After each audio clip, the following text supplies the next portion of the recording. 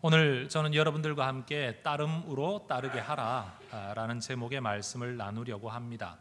심각하고 거창하게 이야기하면 제자도와 하나님 나라에 대한 주제이고, 아주 심플하게 이야기를 하면 예수님 잘 따르며 삽시다, 그 이야기 하려고 제가 오늘 말씀을 전하려고 합니다. 여러분, 1984년도에 설립된 미국의 비영리 재단 가운데 TED라는 재단이 있습니다. TED, 영어의 첫 이니셜을 딴 이름입니다. 테크놀로지 그리고 엔터테인먼트 디자인이라고 TED. 1990년부터는 이 재단에서 각 분야의 저명 인사들, 또 어떤 영역에서 괄목할 만한 업적을 이룬 대가들을 모셔다가 일정한 시간 안에 자기가 원하는 주제에 대한 강연을 하게 하고 그 강연 내용을 그들의 웹사이트에 올려놓았습니다. 저도 다양한 주제에 대해서 조금이나마 식견을 넓혀보고자 이 TED라는 곳 인터넷에서 자주 방문해서 강의를 듣습니다. 그런데 그 강의 가운데 리더십과 어떤 무브먼트가 일어나는 과정에 대한 데렉 시버스라는 사람의 강의를 접하게 되었습니다. 그런데 그날 그분에게 주어진 강의 시간은 정확하게 3분이었습니다. 이 3분 안에 이분이 행하는 강의를 내가 보면서 뒤통수를 얻어맞은 것 같았어요. 왜냐하면 저도 나름대로는 리더십에 대해서 책을 읽고 할 거리가 있는 사람이라고 생각을 했는데, 제가 전혀 생각하지 못했던 분야의 부분에 대해서 이분이 짚어주는 것을 보면서 제가 굉장히 큰 감동을 받았습니다. 그리고 이 내용은 오늘 제가 여러분에게 전하려고 하는 설교에 있어서 정말 중요한 핵심 내용을 다 담고 있습니다. 자, 강의가 3분밖에 되지 않으니까 여러분에게 다 들려드리겠습니다. 영어 모른다고 고민 안 하셔도 됩니다. 한글 자막 다 달아놨습니다. 자, 한번 집중해서 들어보시죠.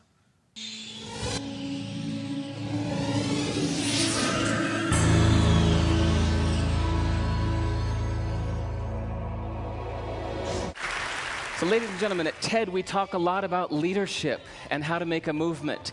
So let's watch a movement happen, start to finish, in under 3 minutes and dissect some lessons from it. First, of course you know, a leader needs the guts to stand out and be ridiculed. But what he's doing is so easy to follow. So here's his first follower with a crucial role. He's going to show everyone else how to follow. Now notice that the leader embraces him as an equal. So now it's not about the leader anymore, it's about them, plural. Now there he is calling to his friends. Now if you notice that the first follower is actually an underestimated form of leadership in itself. It takes guts to stand out like that. The first follower is what transforms a lone nut into a leader.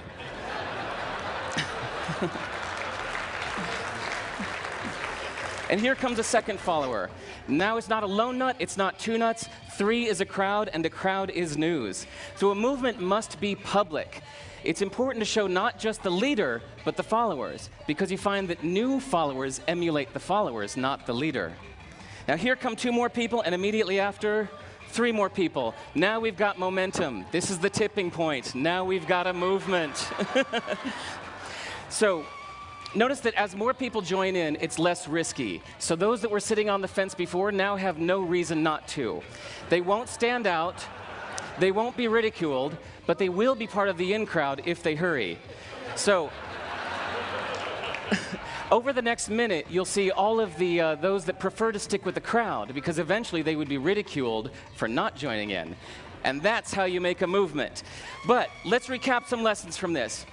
So first, if you are the type, like the shirtless dancing guy, that is standing alone, remember the importance of nurturing your first few followers as equals. So it's clearly about the movement, not you. Okay, but we might have missed the real lesson here. The biggest lesson, if you noticed, did you catch it? Is that leadership is over-glorified.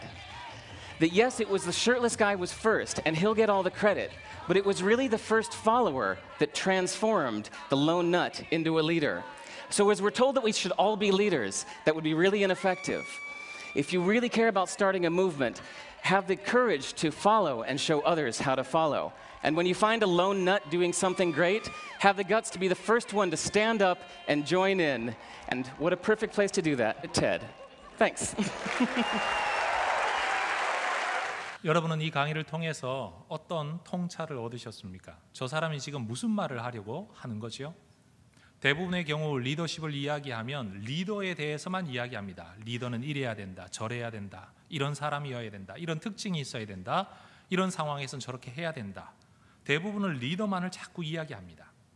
그런데 우리가 놓치고 있는 정말 중요한 것은 한 사람의 리더가 어떤 운동이 일어나기까지의 리더십을 발휘할 때 정말로 중요한 것은 리더 자신이 아니라 그 리더를 따르는 첫 번째 사람, 그리고 그 뒤를 따르는 또 한 명의 사람, 그렇게 한 사람 한 사람이 진정한 운동을 일으키는 위대한 사람들이다라는 겁니다. 정말로 리더만 집중하고 있는 이 세대 가운데, 그래서 나는 아무런 역할도 하지 못하고 있다라고 생각하는 우리에게 우리가 어떤 역할을 하며 살 수 있는지를 보여주는 것 같습니다. 여러분, 리더를 따르는 사람들이 리더와 모두 1대1의 인격적인 관계를 맺는 건 아닙니다.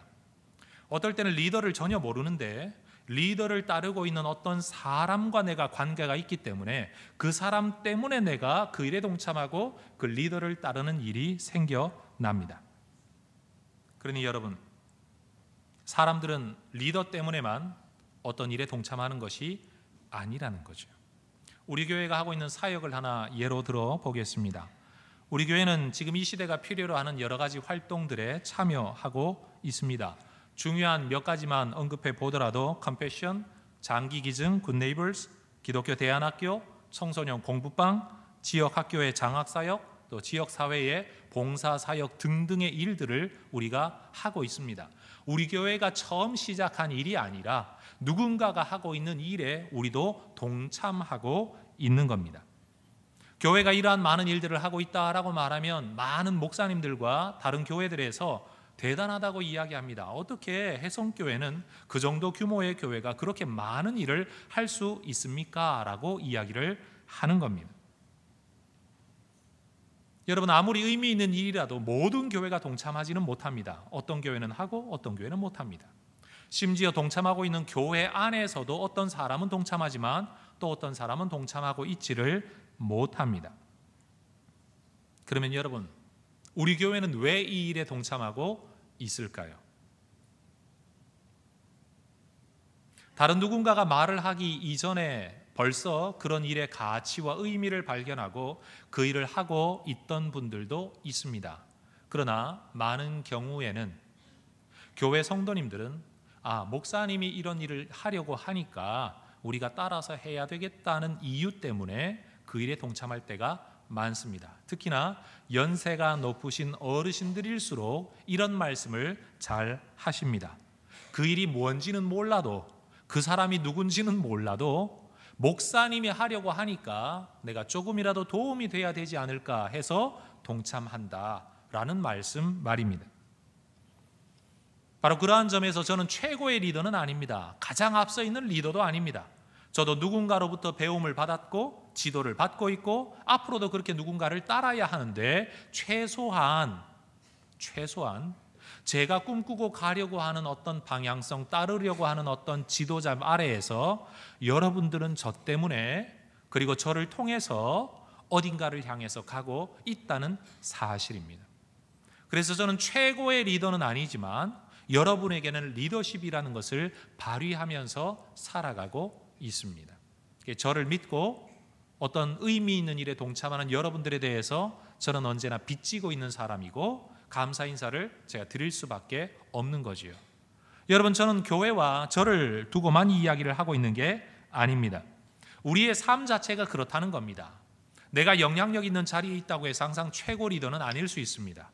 그러나 내가 가지고 있는 영향력이라는 것이 누군가로 하여금 내가 꿈꾸는 일에 동참하게끔 만드는 그 최소한의 영향력, 우리는 그것을 리더십이라고 이야기를 해야 되는 동시에 또 다른 의미로는 팔로워십이라고 말할 수도 있다는 겁니다. 내가 따르고 있기 때문에 누군가가 따르게 된다는 사실.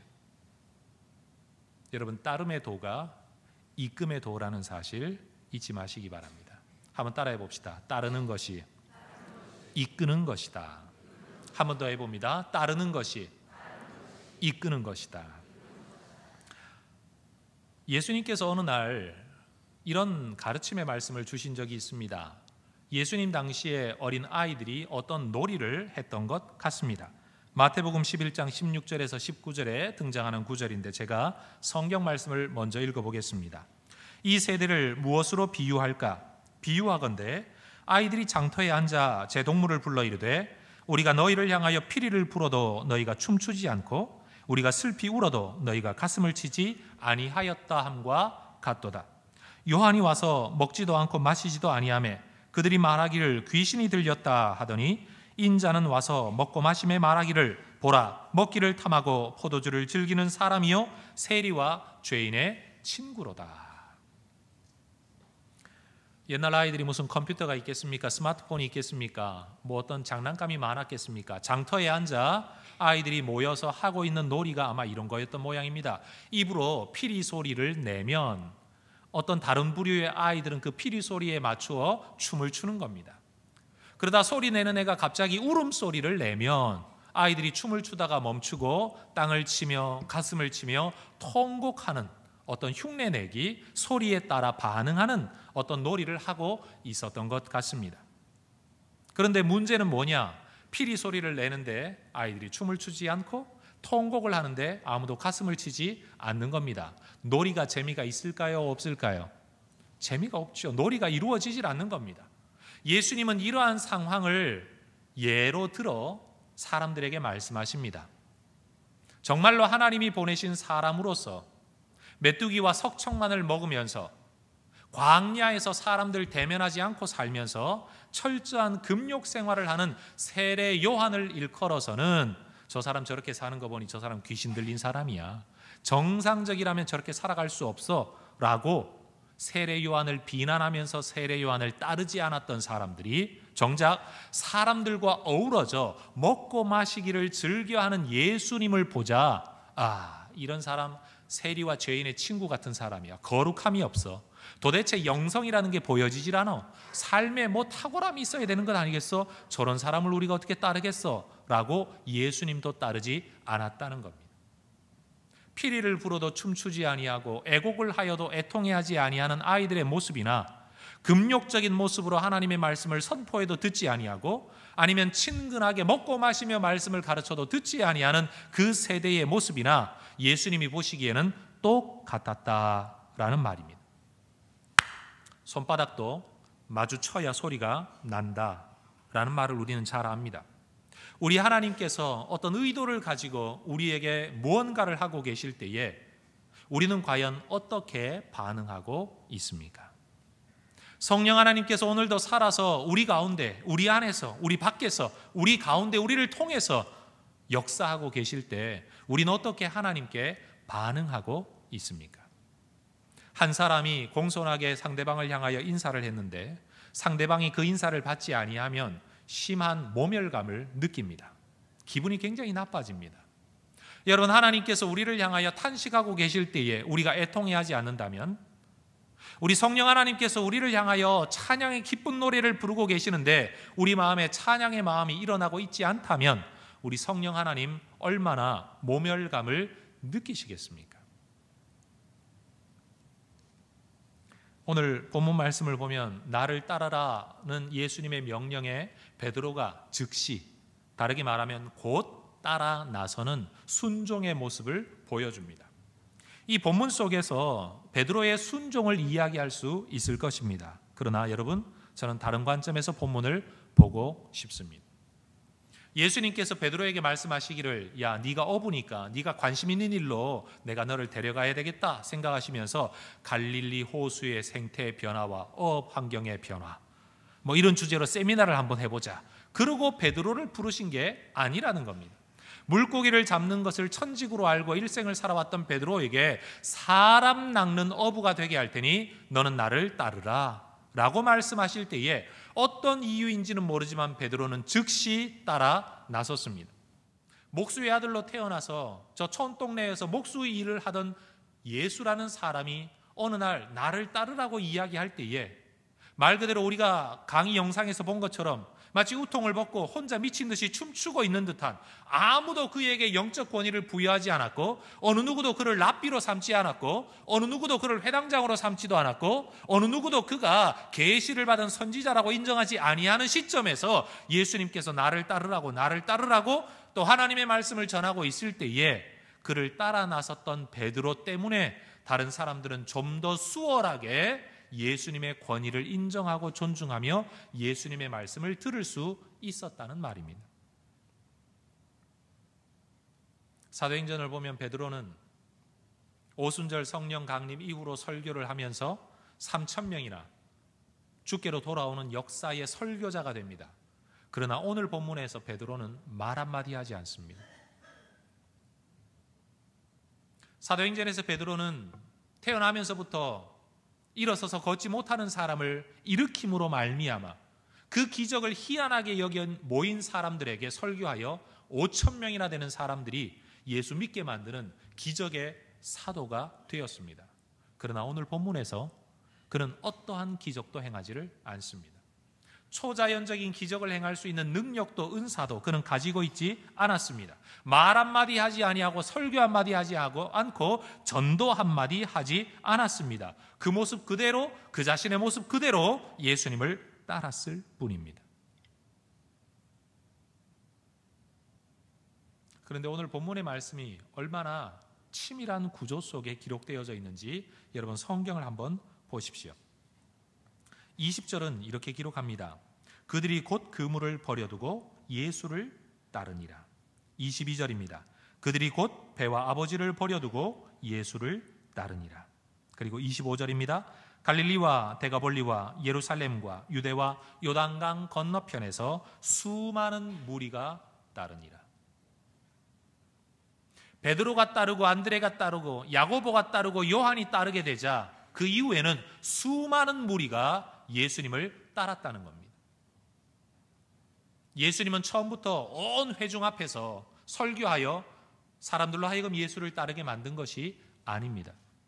한 사람 두 사람씩 모여드는 제자들, 그리고 그 제자들과 더불어 하나님 나라의 복음을 이야기할 때 수많은 사람들이 예수님을 따른 겁니다. 진정한 하나님 나라의 무브먼트죠. 여러분 혼자서 미친 듯이 춤추는 사람 보면서 야 저거 참 재밌겠다. 너도 한번 가서 춤춰봐라. 그런다고 다른 사람이 춤추지 않습니다. 우리가 이런 말 잘하지요. 바닷가에 사는 개가 자기 자식들 보고 너는 왜 자꾸 옆으로 걷냐? 좀 바로 걸어봐라. 그러나 여러분 아무리 말로 가르친다고 해서 개는 앞으로 걷지를 못합니다. 옆으로 걸을 수밖에 없습니다. 어떤 부모가 자식들에게 너는 잘못돼야 된다. 나쁜 짓 해야 된다. 엉뚱한 짓 해야 된다. 망나니처럼 살아야 된다. 라고 말하는 사람이 누가 있습니까? 세상 어디에도 없을 겁니다. 다 바로 살아야 된다. 다 다른 사람에게 도움이 되게 살아야 된다. 그러나 여러분 모든 사람이 그렇게 자라나는 것은 아닙니다. 따라해 봅시다. 말로 사람이 변하지 않습니다. 말로 사람이 변하지 않습니다. 말로 사람들을 예수님 따르게 할 수 없습니다. 만약 말이 사람들로 하여금 예수를 따르게 했다면, 만약 말이 사람들을 올바른 삶으로 이끌 수 있었다면 최소한 초등학교를 다닌 모든 사람들은 건강한 시민으로 이 세상을 살아야 되고 수많은 교회들이 전하고 있는 전도와 방송 설교를 통해서라도 모든 사람들이 주께로 돌아와야 하지만 심지어 설교를 듣는 모든 그리스도인들은 세상 사람들이 우러러보는 위인처럼 살아야 하지만 정작 우리 역시 그렇게 살고 있지 못합니다. 예수를 따르라는 말이 예수를 따르게 만들지를 못합니다. 많은 사람들이 하나님 나라를 위하여, 하나님을 위하여 이런 생각합니다. 내가 교회에 좀 기여하면 좋겠다. 목사님을 좀 돕는 사람이 될 수 있으면 좋겠다. 내가 하나님 나라에 뭔가 도움이 되는 사람이 되면 좋겠다. 이런 생각을 합니다. 귀하고 아름다운 생각이죠. 그런데 그 다음 생각이 문제입니다. 돈 좀 벌어서 헌금하고 성경 좀 배워서 가르치고 내가 영향력이 좀 있는 자리에 가면 그 다음에 교회를 위해 뭘 좀 하겠다, 이런 생각을 합니다. 그러다가 보니 하나님 나라를 위한 나의 삶은 언제나 미래에 있습니다. 현재는 생각과 관념 안에만 존재하고 미래에만 하나님 나라를 위한 기여가 존재합니다. 그래서 우리는 현재를 살지만 현재를 살지 못합니다. 더군다나 그 미래를 꿈꾸는 일들이 5년, 10년, 20년씩 길어질 때가 많습니다. 왜요? 가져도 가진 듯 하지 못해서 더 가져야 일할 수 있다고 우리는 생각하기 때문에, 배워도 아직 모르는 게 너무 많아서 더 배워야 일할 수 있다고 생각하기 때문입니다. 우리를 향한 하나님의 뜻은 분명합니다. 하나님 나라에 기여해라, 그렇게 말씀하지 않으십니다. 네가 교회에 좀 도움이 되는 인물이 되라, 우리 하나님 그렇게 말씀하지 않으십니다. 오늘 본문을 보면 예수님은 베드로에게, 야고보에게, 요한에게, 안드레에게 분명히 말씀하십니다. 그냥 나를 따르라. 그리고 제자들은 그냥 따랐습니다. 돈 벌고 난 다음에 따른 게 아니고, 배우고 난 다음에 따른 게 아니고, 신학교 졸업하고 따른 게 아니고, 아니면 시장이 되고 난 다음에 따른 게 아니라 그냥 버려두고 따랐습니다. 어쩌면 이러한 모습은 우통 벗고 춤추고 있는 사람을 따라 춤추는 어떤 사람보다도 훨씬 더 큰 결단이 필요했는지도 모릅니다. 사도 바울은 그 자신이 예수님을 따르는 사람으로서 사람들을 예수님 따르게 하는 일을 위해 평생을 헌신한 사람입니다. 우린 이것을 일컬어 그는 선교사였다, 전도자였다, 이렇게 이야기를 합니다. 그러나 더 쉽게 이야기하면 그는 예수님을 따르는 사람으로서 사람들을 예수님 따르게 만드는 일에 헌신한 사람입니다. 그래서 그는 성경 속에서 이런 표현을 반복해서 씁니다. 고린도전서 4장 16절에 내가 너희에게 권하노니 너희는 나를 본받는 자가 되라. 본받는다는 말은 따른다는 의미입니다. 11장에서는 한 번 더 반복합니다. 내가 그리스도를 본받는 자가 된 것 같이 너희는 나를 본받는 자가 되라. 내가 그리스도를 따르는 것처럼 너희도 나를 따름으로 그리스도를 따르는 자가 되라는 겁니다. 내가 잘났으니까 내 뒤만 따라와, 그게 아닙니다. 내가 그리스도를 따라 춤추는 것처럼 너희도 나를 따라 그리스도를 따라 함께 춤추는 자가 되기를 원한다. 이게 사도 바울의 권면입니다. 어디 그뿐입니까? 고린도 후서에서는 그는 우리에게 하나의 그림 이미지를 보여줍니다. 2장 14절 16절에서 항상 우리를 그리스도 안에서 이기게 하시고 우리로 말미암아 각처에서 그리스도를 아는 냄새를 나타내시는 하나님께 감사하노라. 우리는 구원받는 자들에게나 망하는 자들에게나 하나님 앞에서 그리스도의 향기이다. 따라합시다. 나는 그리스도의 향기이다. 바울이 우리에게 말하는 겁니다. 너희는 그리스도의 향기다. 네 냄새를 사람들에게 피우는 자가 아니라 그리스도라는 향기를 세상에 퍼뜨릴 하나님의 사람들이다. 더 발전되어져서 3장 3절에는 말합니다. 너희는 우리로 말미암아 나타난 그리스도의 편지이니 이는 먹으로 쓴 것이 아니요 오직 살아계신 하나님의 영으로 쓴 것이며 또 돌판에 쓴 것이 아니요 오직 육의 마음판에 쓴 것이라. 따라합시다. 나는 그리스도의 편지다.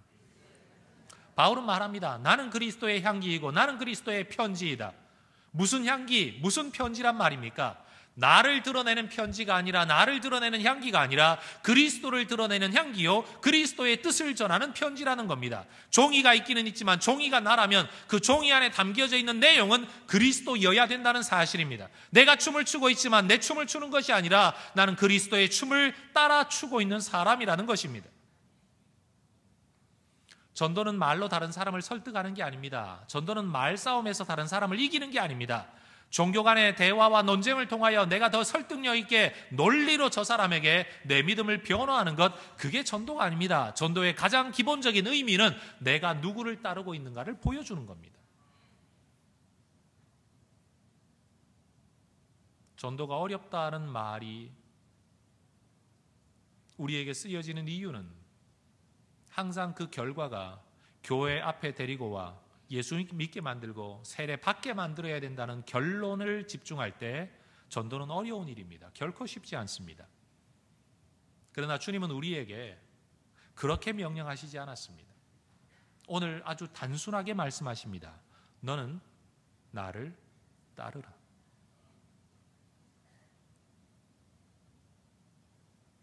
하나님 나라의 삶을 산다는 것, 제자로 삶을 산다는 것은 이걸 해야 되고 저걸 해야 되고 이런 내용이 아닙니다.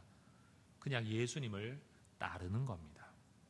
예수님이 춤을 추시면 나도 춤을 추고, 예수님이 곡을 하시면 내 가슴을 두드리며 그 자리에 같이 동참하는 겁니다. 먼저 춤을 춘다고 꼭 춤을 더 잘 추는 건 아닙니다. 먼저 예수 믿는다고 훨씬 더 예수를 잘 믿는 건 아닙니다. 그래서 먼저 된 자가 나중되고 나중된 자가 먼저 될 수 있는 일이 많다고 예수님 말씀하셨습니다. 먼저 춤을 추는 것은 춤 실력이 결정하는 게 아닙니다. 내가 저 사람을 따라 함께 춤추겠다는 마음의 결심이 얼마나 빨리, 얼마나 강하게 그 사람 마음속에 자리 잡느냐가 결정하는 것이지 춤 실력이 결정하는 것이 아닙니다. 예수님을 따랐던 제자들의 자질이 예수님의 제자됨을 결정한 것이 아닙니다. 자질로 따지자면 바울이 12명의 제자들을 다 합해둔 것보다 어쩌면 훨씬 더 충분한 자질을 가지고 있다고 말할 수 있습니다. 그러나 바울보다도 12명의 제자가 훨씬 더 빨리 예수님의 부르심에 응답했기에 그들은 하늘나라 12고을을 다스릴 권세를 가지게 되었습니다. 시장에도 선점의 논리가 지배하듯이 하나님 나라에도 먼저 따르는 자에게 더 큰 상이 주어집니다. 많은 일을 하는 것이 아니라 먼저 따르는 것 말이에요.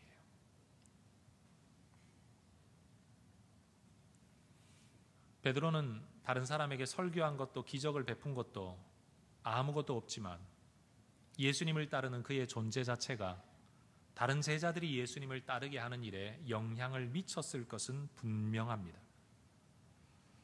여러분은 이 세상을 살면서 믿지 않는 분들에게 어떤 평가를 받고 계십니까? 네가 믿는 예수라면 나도 믿고 싶다 말씀을 듣고 계십니까? 아니면 네가 믿는 예수라면 나는 안 믿는다 그 이야기를 듣고 계십니까? 네가 다니는 교회라면 나도 가고 싶다는 말씀을 듣고 있습니까? 아니면 네가 다니기 때문에 나는 교회를 가더라도 네 교회는 안 가겠다 이 말씀을 듣고 계십니까? 결국은 세상 사람들은 눈에 보이지 아니하는 하나님과 눈에 보이지 아니하는 그리스도와 아직 한 번도 제대로 배워보거나 들어본 적 없는 성경 말씀을 누구를 통해서 느끼느냐, 누구를 통해서 보고 듣게 되느냐. 누굽니까? 우리입니다. 사람들은 나를 통해 하나님을 봅니다. 사람들은 나를 통해 교회를 봅니다. 사람들은 성도를 통해 목사를 봅니다. 그 성도가 어떠한 사람인가를 보면 그 목사가 제대로 된 목사인지 날라리 목사인지 목사를 보고 결정하는 게 아니라 성도를 보고 결정합니다. 자식을 보면 부모를 대충 감 잡을 수 있지 않습니까? 학생을 보면 스승을 아는 법입니다. 여러분, 우리 주님께서 오늘 우리에게 말씀하십니다. 무슨 일을 하겠다고? 아니, 그건 아직 내가 너희들한테 원하는 바가 아니야. 내가 너희에게 원하는 것은 나를 따르는 거야.